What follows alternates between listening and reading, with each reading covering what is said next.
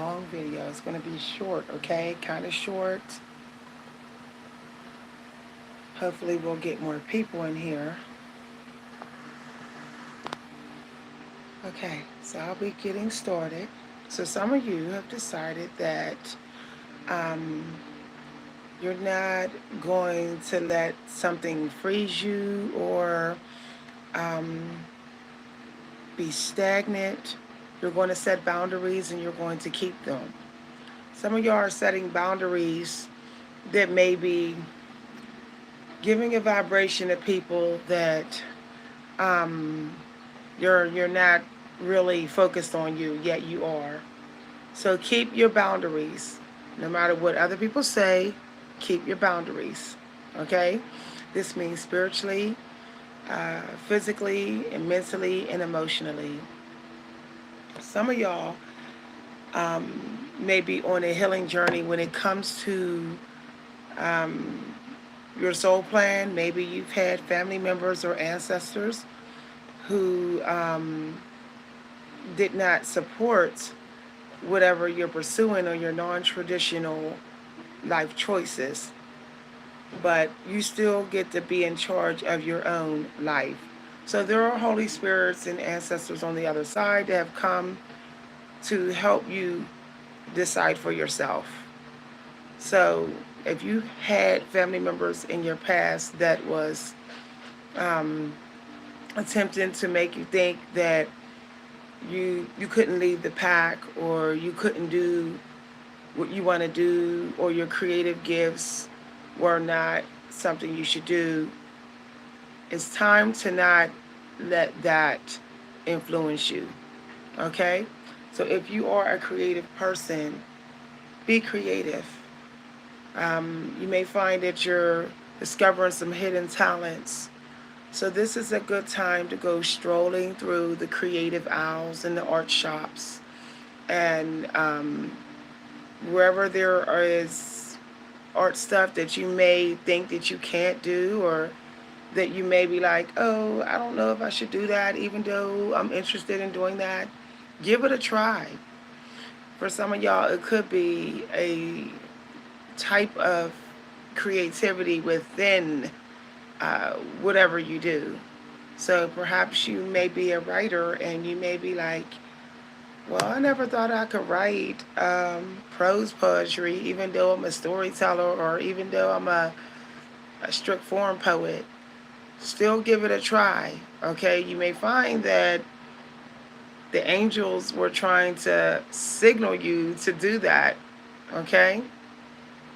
Um, you'll notice a positive shift in you. That's one way to know whether you're doing something, even that you may have done a little bit of, but now you're doing a lot of. You'll find that a positive shift has happened to you energetically.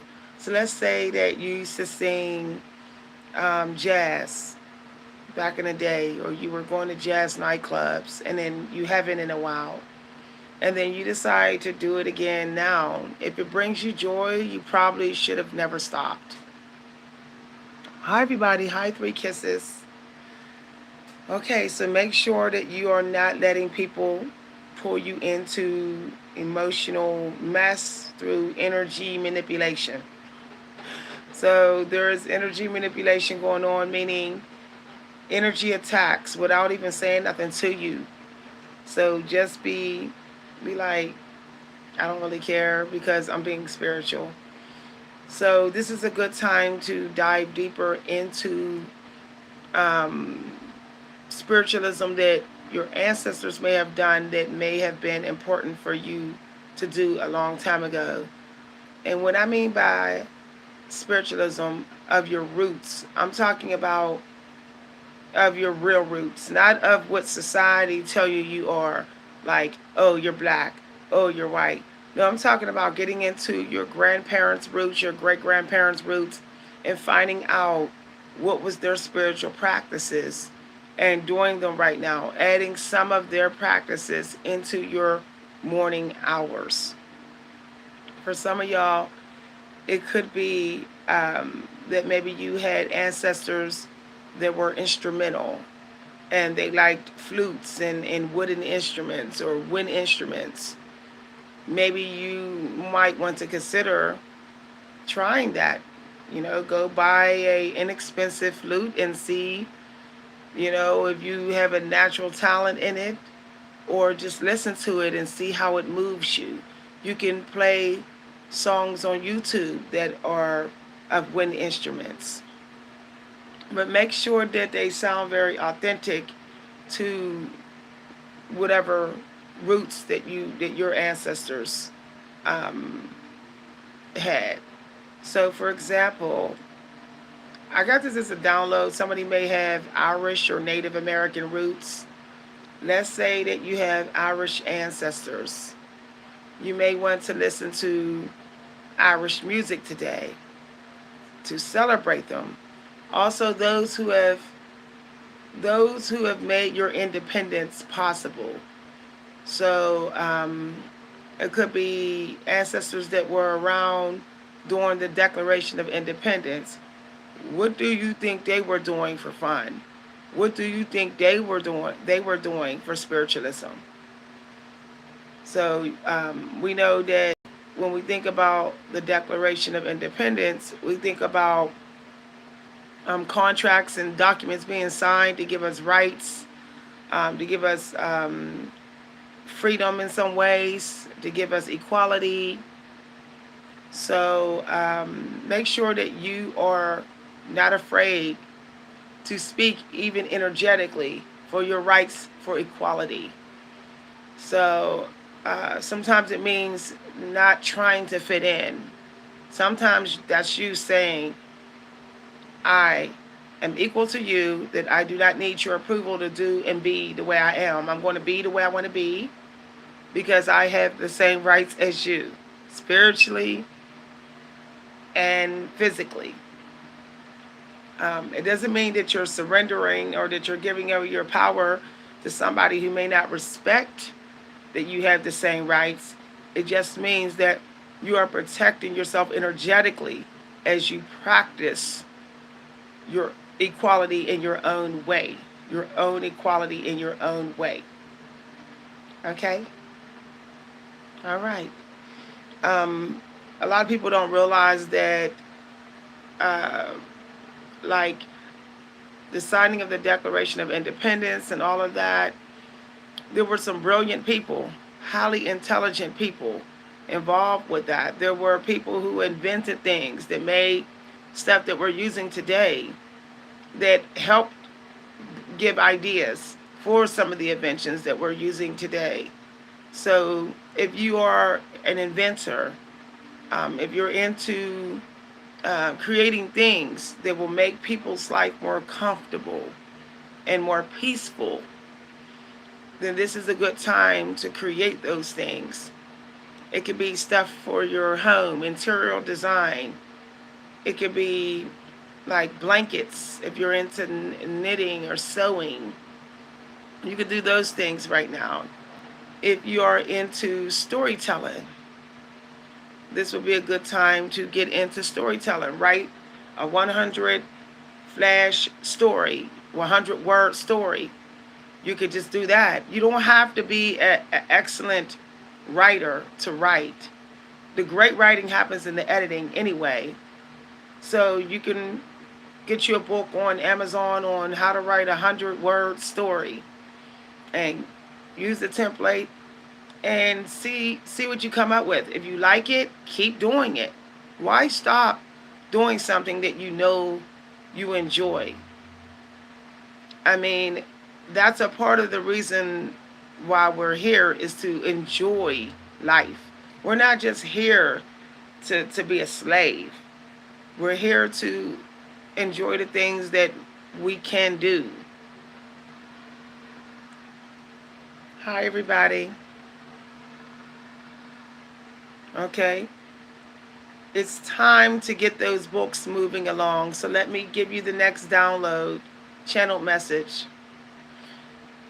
Great actions are done with good deeds, okay? Small deeds, which means you just do the deed. Do a little bit of the deed, okay? There's no such thing as small actions because every little action creates the whole. So if you're stuck on a book that you're writing, just keep writing. Keep writing it. If you feel like you just can't get it organized, pay somebody else to organize it. Pay somebody else to format it. Go to Canva and do your book there. One thing I found out about book writing, and this is for my writers. Y'all know I love my writers because I'm a writer. If you don't start off organized, your project is going to have like almost a month delay with being put out. So start organized from the start. One way to do that is to use a blog. So every part of your book has its own blog page, blog document. And then you get to date it too. So you get to know like when you started that document. Once all the posts are done for your book, then you can actually use software that will pull those docs out of there. It will format a PDF version of that. And then you can always send the PDF version to an editor that you found on Fiverr. Fiverr is a good site to find editors. Or you can simply just convert your PDF to a Word doc and then copy it and put it in Grammarly and then edit it. Okay, edit it yourself using Grammarly online site. But you have to start organized from the start or you're screwed. Last thing you want to be doing is scrolling through the whole doc in Microsoft Word trying to see what page you need to work on. Keep the pages separate, like the old writers did when they used the typewriter. They would let the page, sit there. They could just go through the pages like that, like Hemingway would do. If you're using a Microsoft Word doc with all your pages in it, I can tell you right now, you're going to be on a search and find, and that's going to waste your time and energy. Okay? It's a problem for a lot of writers. You're probably a pantser. That's why you do that. I was doing the same thing. If you're a pantser writer, meaning you like to outline sometimes and stream of consciousness, then you're probably struggling with staying organized as you go. So you have to sit there, you have to have some sort of software or online site that will keep it organized for you. And I find the best way to keep it organized is a blog. Scrivener is good, but I don't feel like it doesn't, like with a blog, when you do each page, you can format everything too. See, a blog allows you to format each page. And each one is not naturally dated. You don't even got to date the page. The blog dates it for you. And I find that you should have a blog for every single project that you do. I don't care what it is. Like, y'all, praise the Most High for blogs. In the old days, blogs were like newspaper article software, or newspaper article templates. The fact that we have access to blogging, where we can format our documents and see them all in a row like a file cabinet, is wonderful. And blogs are free. Yeah. I just V-Lad, I went through the same thing. Okay, I got stuck on one book for months because I was like, wait a minute, where am I at? What happened to that page? When did I do this? Never again, y'all. Never again. I'm team blog. I've been blogging for the past week. I pop open a blog document. I type in the name of what I'm writing. I date it, and I type right into the blog space and hit save, and boom, there it is. And then if you can't if you still can't find your blog post, you can actually put a little search. You can search it. See, that's what I like too. Um, and if you have like bad eyesight, you're better off putting all your blog posts in capital letters. Or you need to make sure that you're adding notes in the title of the blog, so you catch those notes and you know that that's the post that you're looking for. Make sure that you keep your blog secret, because let me tell you something. Publishers will not accept your book if your blog is public. As a matter of fact, make sure you go to the settings in your blog and you say not viewable to the public, because publishers will type in your book title and things about your book to see if you come up in Google. And if you do, they're like, no, I don't want it. It's published. So if you are using a private blog, don't tell nobody. Don't tell the publisher, yeah, I have a private blog with my stuff on it. They can't find your private blog because it's private. So there's no need to tell them that you have a private blog. Okay? So choose the settings where it says only selected people can view my blog.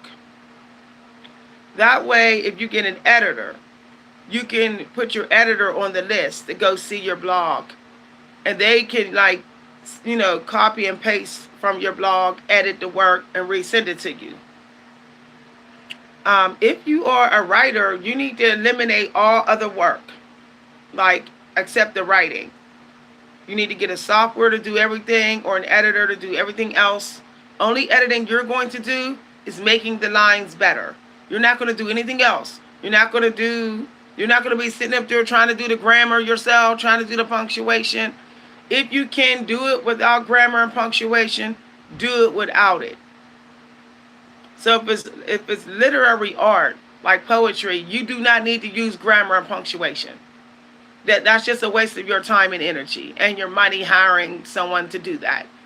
If you are a poet, okay, you do not need grammar and punctuation. Charles Bukowski didn't use it. E.E. Cummings didn't use it. And Jack Kerouac seldom ever used it. It's so freeing to create your literature without grammar and punctuation. I wish that we got to the point in which we can write short stories without it. I find that you can break the rules of grammar. I find that grammar, like saying ant, saying the word ant, I should be able to say the word ant, and people don't say, oh, grammar problem. I should be able to say a conversation without having to use quotes. This is creative literature. It's not like I'm in school writing your essay to graduate, to get an A on my report card. So I wish that we get to the point where we start creating literature where punctuation is not necessary. Like Hemingway's piece, I think, where he uses dialogue. I don't remember seeing any punctuation in his work. If you can eliminate the extra work as an artist, eliminate it. Okay?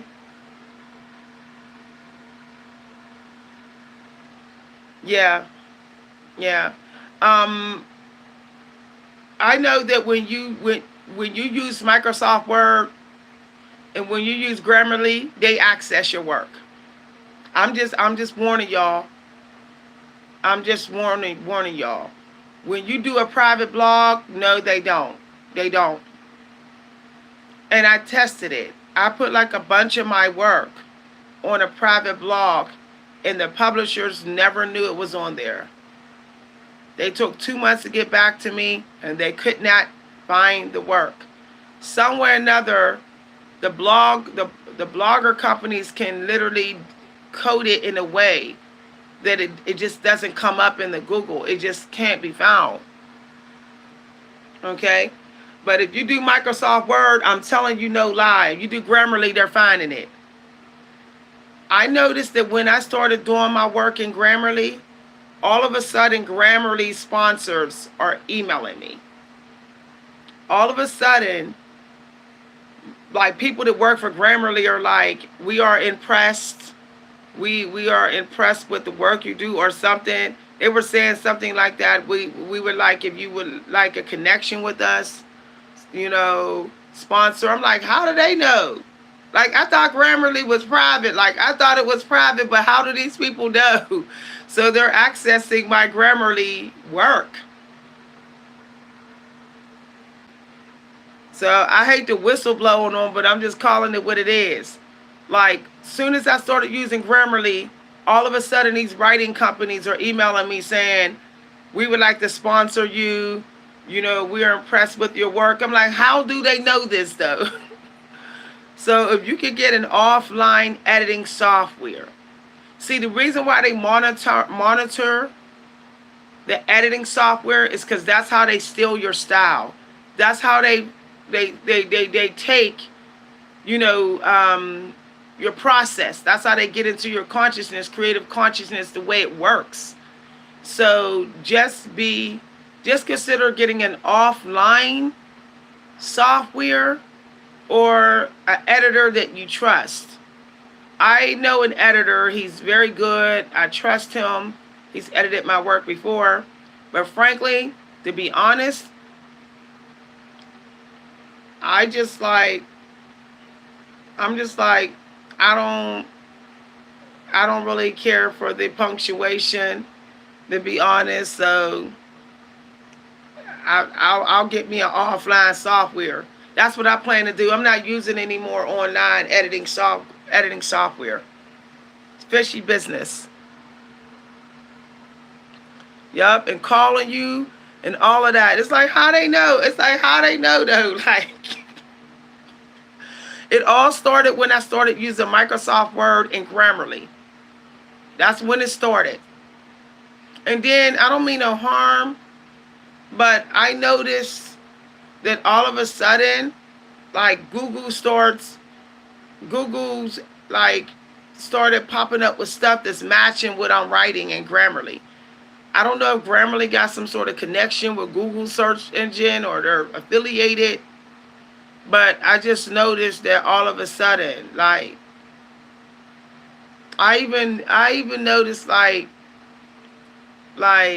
some of my work appearing like on sites that I didn't post it. Like one of my poems appeared on a site that I never even been on. One of my poems appeared on Popular Love Poems. I'm like, I didn't send my poem to this Popular Love Poem site. It features famous love poems and popular love poems. I'm like, I did not put my poem on there. And then I noticed that my work is coming up in AI. And this did not start until I started using Grammarly. When I Googled a name of one of my poems, why did AI come up with it but under somebody else's name? So somehow, let me tell y'all, be careful about AI, because AI is putting some of y'all work under someone else's name. I can literally prove it. One of my most popular celebrated poems are showing up under someone else's name in AI. I've been trying to figure out, like, who do I contact about this? Who do I contact? Because I'm sure she's getting customers and sales or whatever because of my poem, and she didn't write it. And she's a writer too, and I'm like, that's not fair that she's getting credit for my work. So I don't know how to contact AI to let them know you put my poem on someone else's resume. It's one of my most celebrated poems. I was paid for and everything. So AI is promoting her but using my work. Y'all, it's real sick and it's twisted. And I'm not automatically saying it's a race thing, but I find it funny that this woman is white. This woman is white. And I'm like, why is they putting my popular published work on this white woman's resume? It sounds like they trying to do something, trying to make everybody think somebody white wrote it. To me, it's coming off like AI got some sort of issues with people of color being talented or something. Y'all, it's very strange. It's a very strange thing.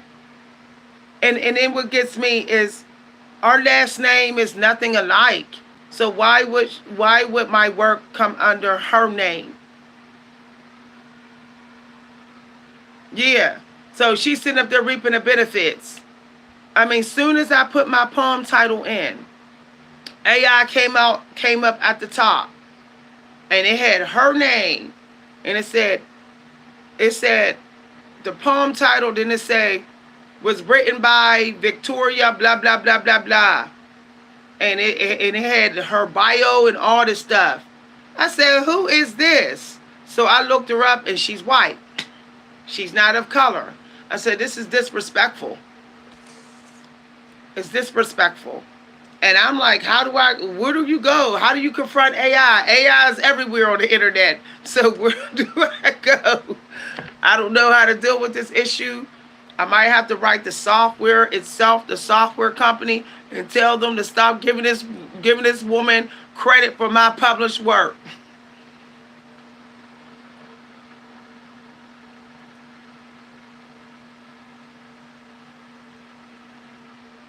Wow. You said you was discussing making an overlay to tech support one night. I was speaking about filters and didn't know it. So what you saying? They ran off with it? Y'all, it happened to me. For some reason, this one poem of mine, okay, parts of it is showing up in movies. Disney got some of the lines from that poem. My poem is showing up on websites I didn't submit it to. This woman's name is under my poem. I don't know what. I know it's a really good poem, and I know exactly how I wrote it. And I know that it's wonderful. You know, it's been featured on a woman's blog. It's been published by Telephone Magazine. It's been published by 2 other publishers. And I was paid for the poem. I'm getting sick and tired of these companies looking up work that's hot and trending and then saying, oh, I'm just going to go ahead and take this. It's like, it's so disrespectful. And then you know what? They thirsting after this poem so bad, yet it was one of the easiest poems I ever wrote. That just goes to show how not gifted some of these companies are. Their artists are not gifted, not talented at all. Because it was like literally one of the easiest poems I ever wrote. I literally just wrote it like that. It didn't even take days. It was like one setting, right, done. And it's like, it's just amazing. Like, you're not on that level. Like, why are you even running a writing company? Why are you running a publishing company if you're... Yeah. I don't know. Maybe it was easy to me, but maybe it wasn't easy to the other people. Maybe it's not. Let me tell y'all, some of the stuff y'all doing, y'all say is easy. It's not. It's easy to you because you're favored. It's easy for you to do, but majority of the world cannot do it. And this is the truth. That's why there's an angel number, y'all, that says, don't outsource your power. It means that you're never supposed to teach people how to do it the way you do it. It's forbidden, y'all. You're supposed to use the books to teach the basics. You never ever teach people how to do it the way you do it. You're literally giving someone else your soul. Like, you're never supposed to let someone see the process. Your notes and when you edited that. Let me tell y'all. I got this as a download for Divine Ones. Okay, please take this very seriously. The matrix is warping and distorting your frequency to corrupt your process, to corrupt your creative process. That is what it wants to do most of all. It knows that if it can corrupt your natural gifted creative process, the natural chosen geniusness that you was chosen to access, it knows if it corrupt that, you will never be free. You will always have too many moments of depression, sad, feeling trapped, and feeling like a slave. It knows this. This is why if you are into some sort of art, or you got a gift or something that you're enjoying doing creatively, it doesn't matter what it is, you must live a more quiet life. You must talk less. If you talk, it's for research. If you talk, it's for research for your work. Other than that, you need to live a quiet life, because the matrix wants to drive you crazy to corrupt your creative power. What will happen is your downloads will have missing pieces to them. So you won't get the whole downloads you need for your creative breakthrough for that day. Every angel guidance, angel number that you get is to give you a creative breakthrough. That's what the angels are about. Creativity, creative abundance. That's what they do all day. That's what they enjoy to do. That's what God does all day. Okay? So this is why you have to watch your communications. You have to watch it, because people be listening, hanging to you every single syllable of your words. When they see that you gifted in something, they want to tap into that creative conscious power. So you need to live a more silent, quieter life, unless it is to get content. It's better to observe more. It's better to observe more. And when I mean also quiet, I mean an off-the-grid creative life. Meaning you have to find a way to use stuff that's not so on the grid of the matrix. Oh, okay. Well, y'all saw boobs. It won't be the first time y'all saw it. Won't be the first time.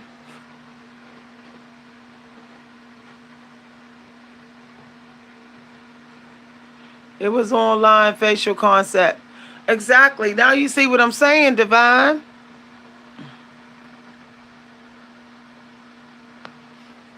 This is why y'all stop talking about your gifts over the phone. Stop talking in front of these mirrors. Stop using public accessible software.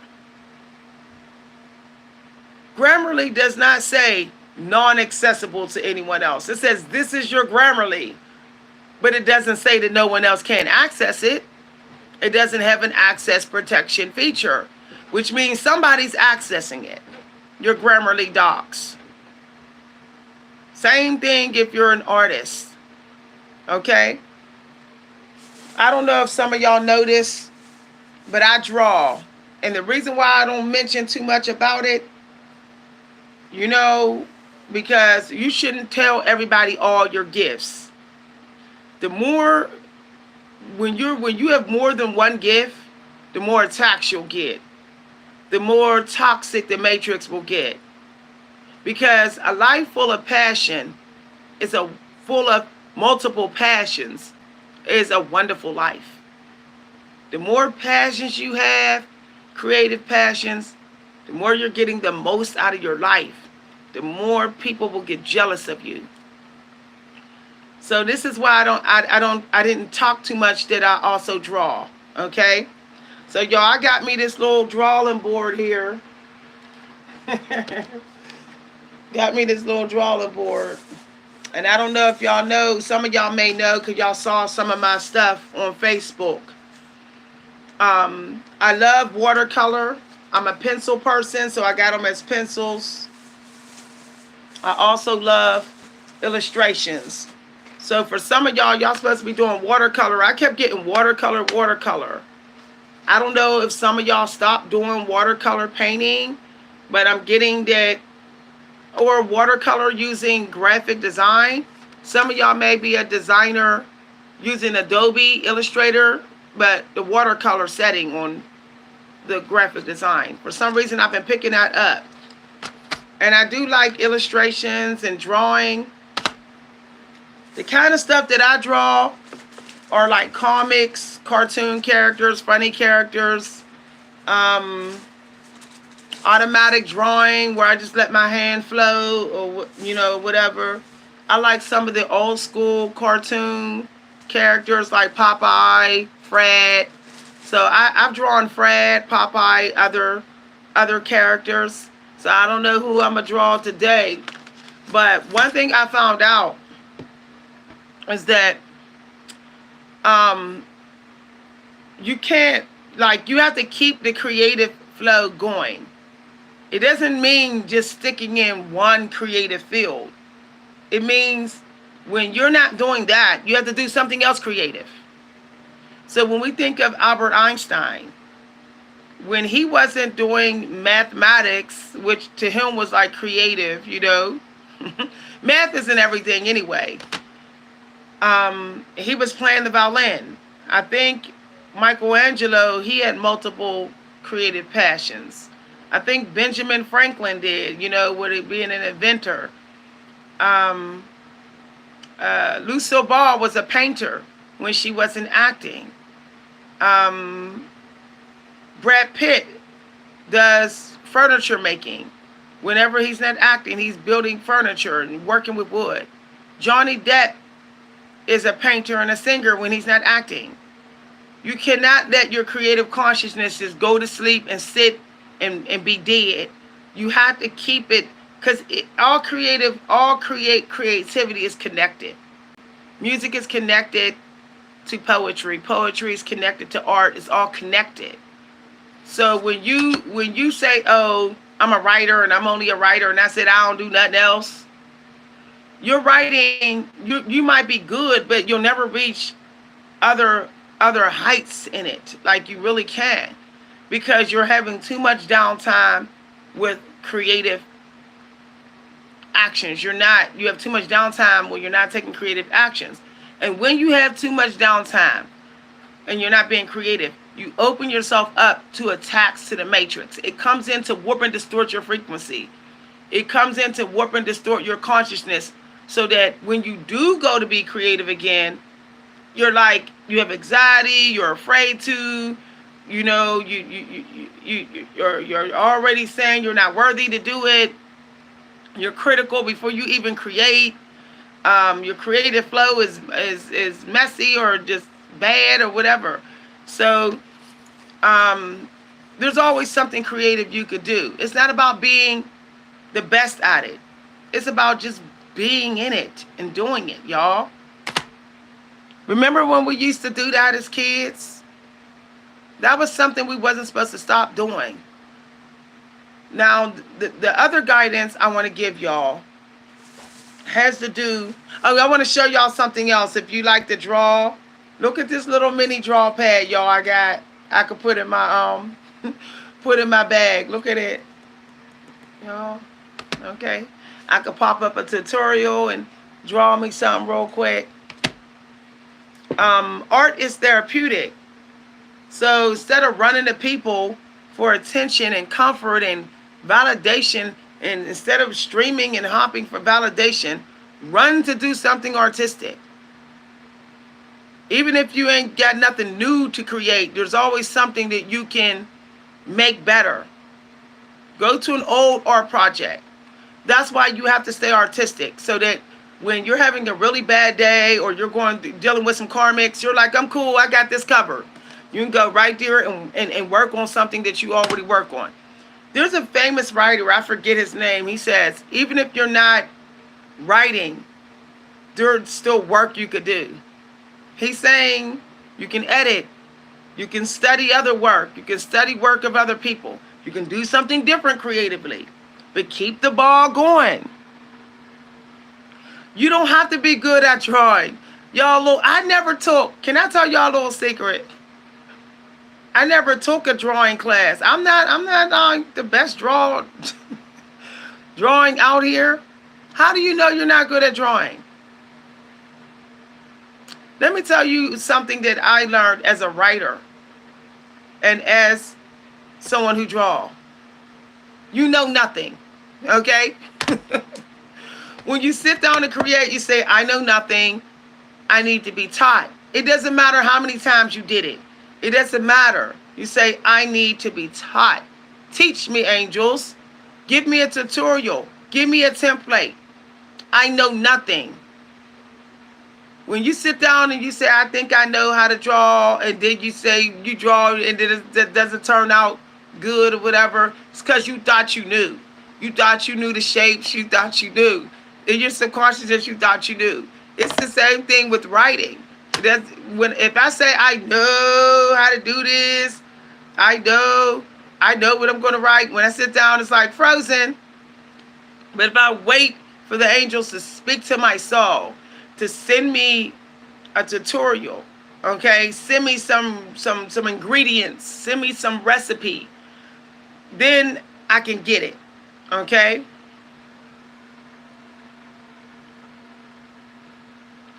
Exactly. Here's the thing. We talk so much that we're not researching enough. By us talking so much now, we think we know everything. We got this I know it, I know it, I know it, I know it, I know it in our consciousness, and it's blocking us from getting divine lessons as we're sitting there in silence. It's blocking us from creative breakthroughs. I say I know nothing. And there's another downloads connected to why I say that, okay? But as I said, you are going to have to start attending my workshops on Eventbrite. If y'all want the other parts, further the Akashic records, deeper in the record, you have to join my workshops. I only give y'all like the front page of the Akashic records. For me to go deeper in it, okay, you have to join my workshops. Exactly. So, yeah. And here's another thing. Slow. Doing it slow. Can I tell y'all something? And this is going to sound so weird to some of y'all who are writers. I don't set a long word count. I don't set a page count. I don't. I work with God gave us time. Time. I work the angel numbers. That's what I do. I work the scripture numbers. That's what I do. I create when the scriptures say to create. When the scriptures say get ready to create, I create. I set the clock. And it's not about how much I get done in that time. It's about just getting the pressure of that time so that my diamond can be created. At least some of the parts of the diamond I get. I may not get all the pieces to make my diamond complete or big, but I will get some pieces because I had pressure on me to do it. So what I do is I set the clock for no more than 30 minutes. Okay, 25 minutes, and I write. And I write slow.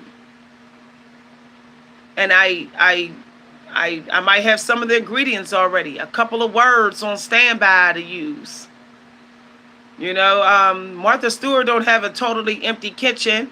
Martha Stewart has ingredients in her kitchen. Some of y'all are sitting there trying to write and you don't got no ingredients. You think the ingredients are just going to automatically come in your mind. The body is a visual thing. The body is visual. The eyes are the window to the soul. The soul's the demon that's around you. The spirit is around you. So if you're going to sit down and write, you need to have some sort of motivational ingredients. Okay? Something that you know a little bit about, or that you've experienced before, or you have a little bit of taste of, and you need to have that as, ready for you to use. Okay? This is why I tell new writers, you have to be a mentee. All right, the best thing you can do is be a mentee for a while. I was a mentee. I was Jim Bennett's mentee twice. I took his mentorship 1, mentorship 2, his beginner writing classes, PUD classes, and 10 other classes of his, and I'm taking 2 more. Okay? Because it puts pressure on you. Some of y'all need to get a course. Some of y'all need to get workbooks. You need to get exercise books. It'll put pressure on you. No pressure, You're going to just be like, oh, I didn't really do nothing today. It's okay. Nothing came on the page. You're not really going to go in. There's no pressure on you. Okay?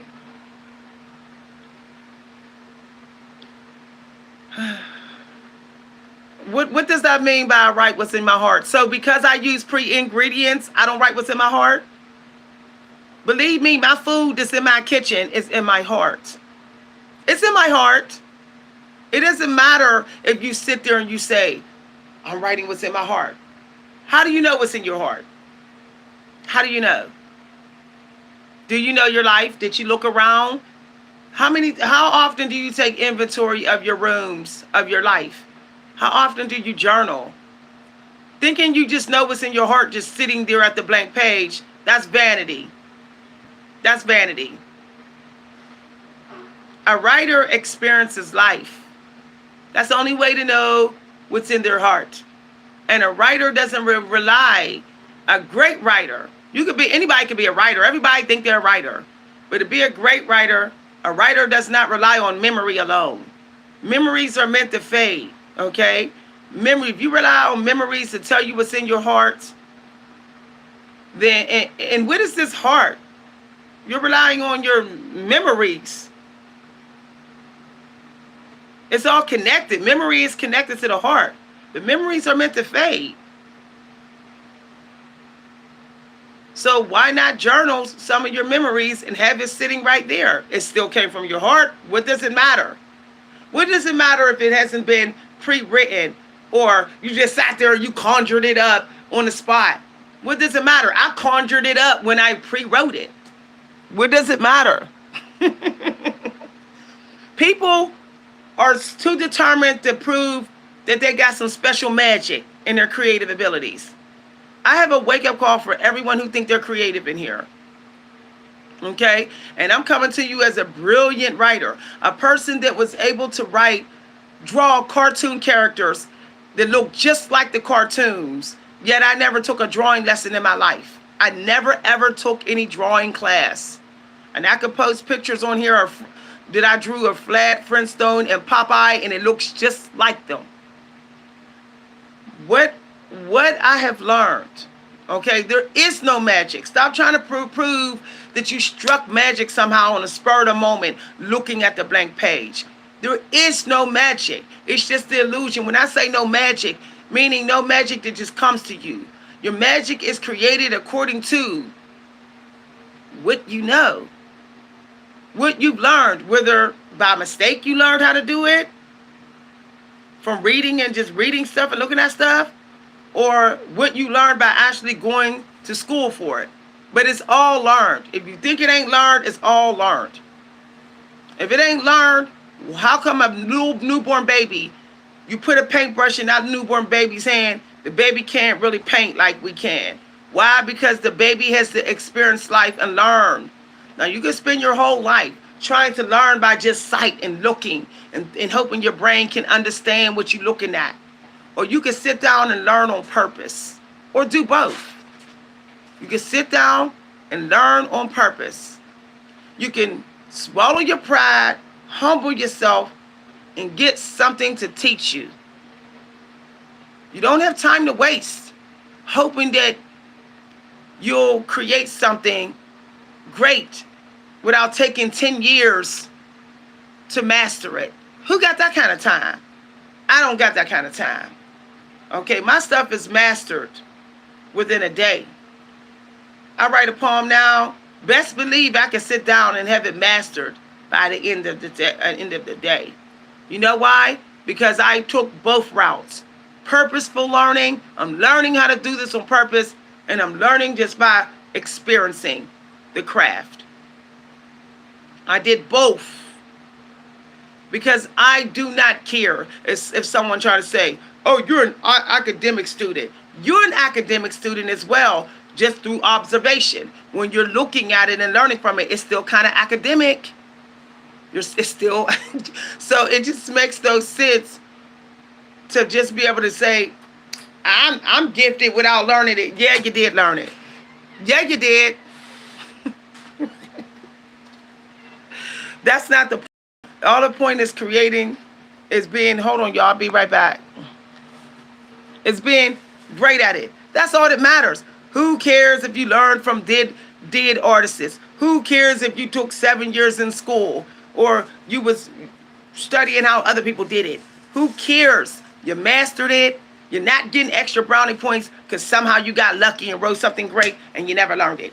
You know, no one's giving you extra publication or extra money for that. So it doesn't matter. Okay? Hi, everybody. I'll be back in 1 second, okay? Okay, y'all, so I took a brief break.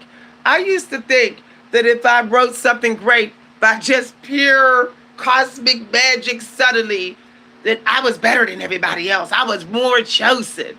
That I had the right to brag. And I was going to one-up all these academic students. That's what I thought, y'all. Too much time was wasted. Weeks went by, months went by. They were getting publications. They were getting success. They were getting money. And I was still trying to master the work. No. No.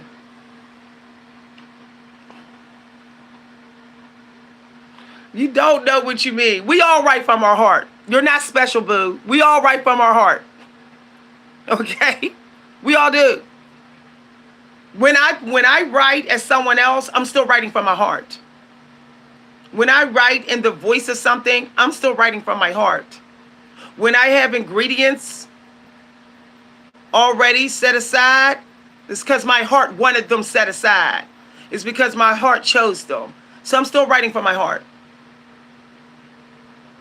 I'm not here to just teach. I'm here to check people. Okay? Because I'm a writing teacher. Okay? I'm brilliant. Okay? Some people may call me a genius in writing, in creative writing. I leave a lot of people in the dust. I'm just calling it what it is. I earned it. I did the sweat. I did the hard work. And I'm allowed to say that I am the SHIT in creative writing, especially poetically. I'm a beast. A beast. You know me on YouTube, but you don't know me in the creative writing world. Okay? Read my work. I had somebody on Facebook say, oh, she ain't no genius. I said, I post my work. They said, actually, she's great. Actually, she's pretty good. They got humble. I earned the right to say that. Just like Hemingway said he was one of the best. Just like Muhammad Ali said he is the greatest. When you put in the time and you put in the sweat and you put your money on the line, you didn't give up sleep, you didn't give up eating, you didn't win in, you earned it. If this triggers anybody, I will not apologize. Okay?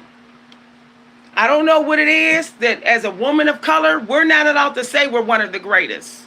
We need to be humbled. But Hemingway can say he was. Charles Bukowski can basically say he was. Muhammad Ali can say he was. As an African American woman, I'm going to say the same thing. Okay? And when you come across one of the greats, and when I say I'm one of the greats, I've achieved things in poetry early on that people with PhDs haven't achieved. I was only 22, and I had a scout find me on my job, read one of my poems that was sitting on my desk, and I got a scholarship just by that way. I was just in an event recently, and I wrote my poem live on screen, and a publisher happened to be in there watching, and the publisher emailed me and said, I watched you write a poem in a workshop on Eventbrite, and we want to publish your poem in our newsletter. This happens to me. Publishers be recommending me to other publishers. They be putting in their letters, we need writers like you. Please don't stop. If I came across somebody that can give me divine knowledge on creativity, I would be asking them questions. See, that's the difference between people who say they are a writer and people who are truly great writers, who are serious about the craft, who are really a writer, not just saying it, soon as the subject even happens to be about writing, re-ask questions. Because we're always trying to reach the next level. A genius, the very first sign is endless questions. How are you doing it? What do you do? Do you teach that? How can I learn from you? Do you have any resources? That's how we do it.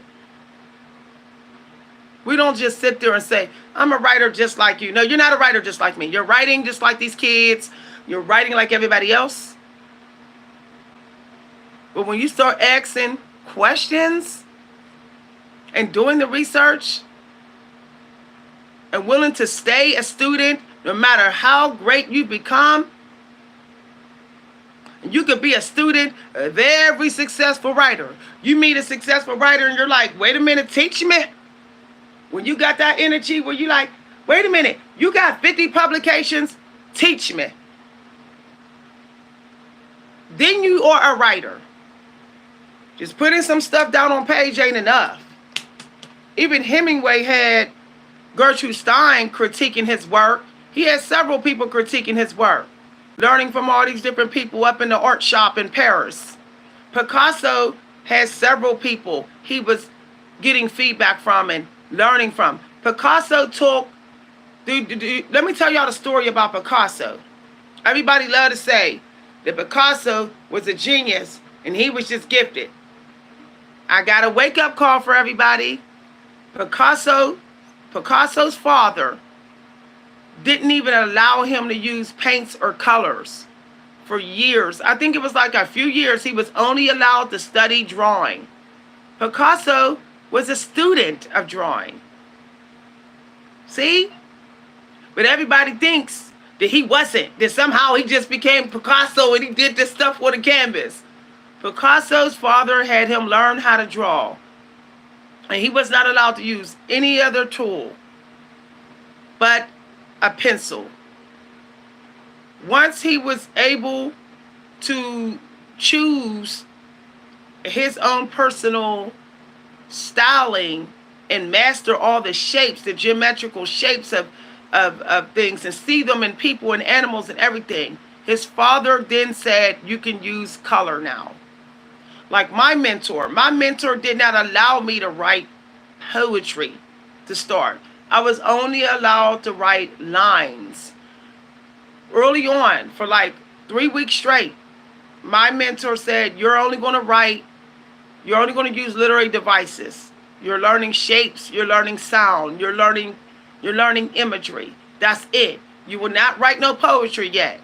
So I had 3 weeks of boot camp and just learning the techniques. That's it. It was like poetry writing boot camp. And then once I did good at all that, then my mentor moved me to like understanding with themes and main idea and how to choose subjects and all that type of stuff. And then I got moved to like outlining, okay? Understanding like stream of consciousness and outlining. And then I got moved to actually writing poetry. But writing poetry was like the last thing that we did. It was the last thing in the course.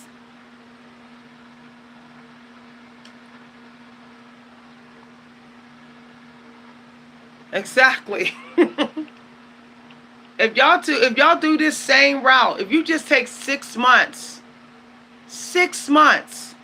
other writers on here, and this is what you do, guaranteed you will save yourself years of wasted writing, where you just got a trash can full of writing that's not working out. You will save yourself from going insane with trying to edit work and it's not working. You will save yourself from having a pile of unfinished work, sitting there for years. You will save yourself from all of that. Instead of trying to look for some little lucky hit on the page, why not get it so that every time you write, at least 50% of that, you can use it. You could use it. That when you edit it, you gonna come out of that work with a bunch of lines that you know can make up half of the poem, and then all you got to do is take it from there, or right between the lines or whatever. Okay, but some of y'all got to be willing to commit at least 6 months to being an apprentice. You don't want to, because you don't take it seriously. You saying you do, but you don't. You're a fun writer. Fun. I'm both fun and I'm a teacher. So I have to know my craft because I want to teach the world through my writing. I can't really teach what writing, creative writing is, and I can't really teach the world if I'm not a great writer. So that's why I am determined to stay a student, and I'm determined to know my craft and not just be winging it all the time.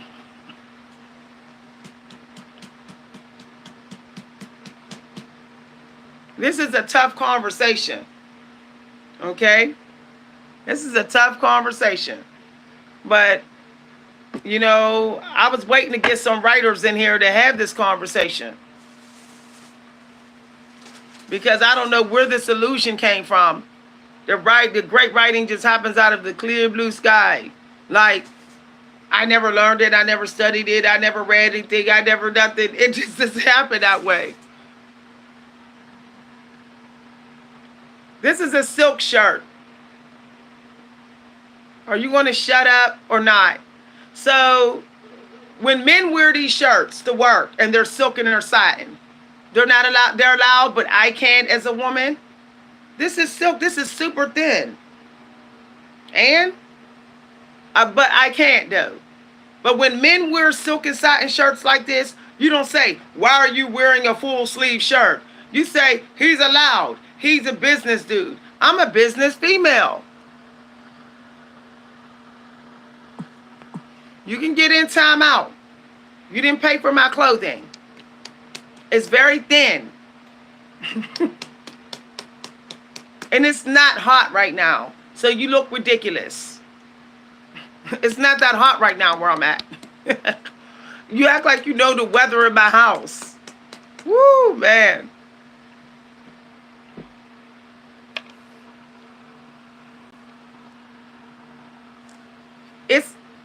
It's thin.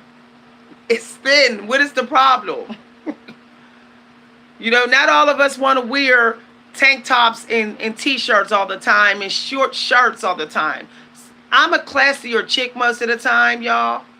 So I like to wear long sleeve. If I want to wear silk or satin, I can. This is ridiculous. This is ridiculous, y'all. People try to find anything to attack out of jealousy. Okay, y'all. So I gave y'all some guidance. I hope y'all writers will consider that. Today is a creativity day. Find a way to be creative. I'm not going to give no more guidance out because I see people being, I feel messy energy. I feel narcissistic energy in here. And when I feel narcissistic, where people want to act like they too prideful or they ungrateful or entitled, no. I shut it down. So have a wonderful day. I'll give the rest of the content to members. All right. If you enjoyed the content that I gave already and you want to send a donation, you can send it to my Cash App at @Coach V Hunter. As I said, the rest of my downloads and messages that I wrote down, I've decided to give them to members instead. Okay. I don't like the energy. I base it on the energy now. Okay.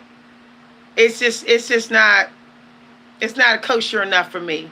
Y'all better start doing this too, because this is how y'all help the enemy by mistake. When the energy stink, you don't give at that point. You don't give so much publicly. When you feel underappreciated and when you feel like you're not respected. The angel guidance came out about setting up boundaries today. Boundaries meaning sometimes you don't go big. You don't feed the people a lot. You don't give them a gourmet meal because they're not respectful. They're not appreciative as a collective. And that's what I'm picking up in here. I'm just saying, I'm not, some of y'all are some of y'all, okay? I really don't give a damn what you like. I don't care. I don't care. Stop being jealous. See, look, y'all just blocked y'all. I had some wonderful downloads. Y'all ain't getting them now. Good luck. I'm an oracle. Good luck. I was going to do a fortune reading. I was going to read fortune, which is very important today. I'm not going to do it now. It's not it's just not appreciative. Okay? So I'll just make these downloads available for purchase or for members. Have a blessed day, everybody. See you later. Bye, everyone. Bye, present. Bye.